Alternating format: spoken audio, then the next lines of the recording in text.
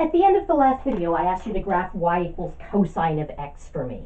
So I've got that and several other things up on the board. First of all, here's our unit circle again. I put up the graph of sine x that we worked through together in the last one.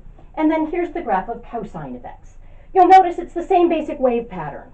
That makes sense because the unit circle here is symmetric. The pattern of the y values is the same as the pattern of the capital X values as I go around the circle. They just start at a different place. At 0, the capital Y value, when the angle is 0, the capital Y value is 0, but the capital X value is 1. So if I think of the angle 0 as my starting point, there really is no starting point because these go on forever in both directions, but if I think of 0 as my starting point, sine starts at the origin, cosine starts at a high point of 1. Now, very often, students remember that sine and cosine are waves and struggle to remember which one is which. If you think in terms of the unit circle, you'll immediately see sine of 0 is 0, but cosine of 0 is 1. That gives you that starting point. Really useful, I think. Okay. So basically, I just went around. I said at 0, the capital X value is 1. So when the angle is 0, cosine is 1. At pi over 2, the capital X value is 0. So we've got a point pi over 2, 0. At pi, the capital X value is negative 1. So we've got a point at pi, negative 1. At 3 pi over 2, the capital X value is 0.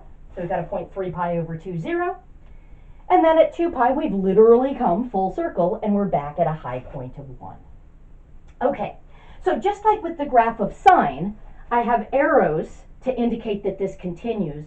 One word of caution, notice with the arrows, I tried to indicate that this pattern was continuing, not just that the graph continues, but it continues in this manner. I sometimes will see people try to say, oh, and there's an arrow at the end. That's actually wrong, because that says the graph keeps going up, but I know that 1 is a high point. So I want to make sure that I indicate that we're going to curve as I draw in the arrows. Okay, so let's go through with cosine and get the same information that we did with sine. I want to get the domain, the range, the period, and the amplitude. And they're going to be exactly the same as for sine. The domain is all real numbers, or everything from negative infinity to infinity, because sine and cosine were the two where we never get undefined as an answer. The range, again, we've got a low value of negative 1 and a high value of positive 1, both of which are included in the range because there are points with those values. The period is 2 pi. The length of that interval, that corresponds to 1 rotation around the unit circle. And the amplitude, the height, is 1. Remember, that's the vertical distance between a high point and a midpoint, or equivalently half the distance between the high and the low. Okay, now there's one other nifty, well, there are lots of other nifty things. One other nifty thing that I'm going to talk about right now, let's be honest. Okay, and that's that both of these graphs have some nice symmetry to them. Okay, I'm going to start with cosine. Notice the left side of the graph looks like a mirror image of the right side of the graph. Oh, cool. Cosine is even.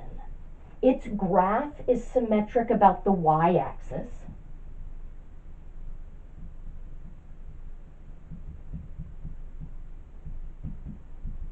And if we think back to what it meant to be an even function, and I can sort of see it over here, opposite input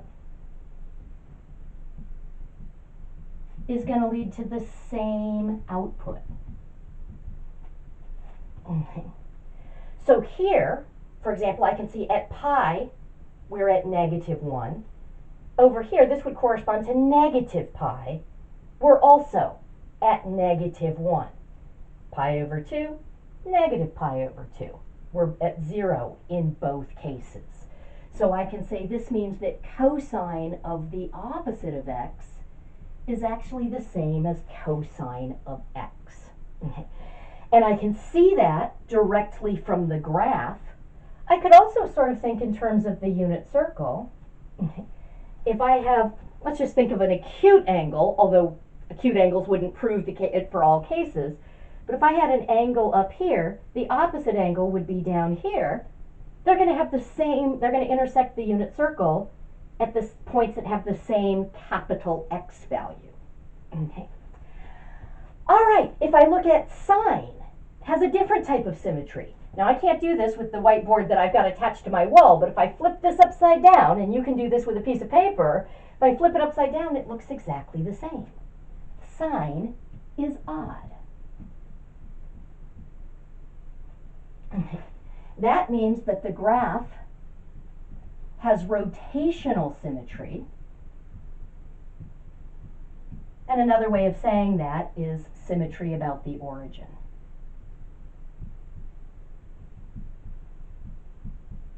Okay. And with sine, with any odd function, opposite inputs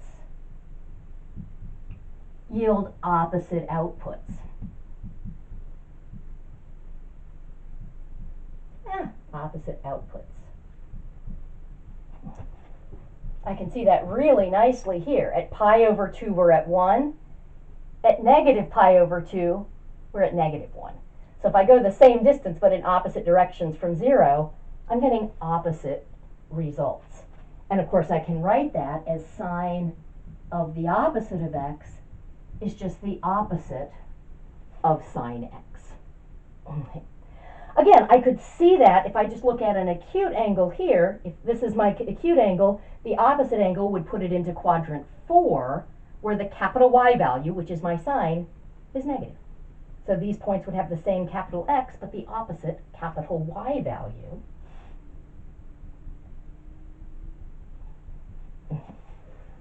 And of course, I could confirm with obtuse angles or angles in any quadrant that the same thing holds. Okay. But it's really nice, I think, to see from the symmetry of the graphs.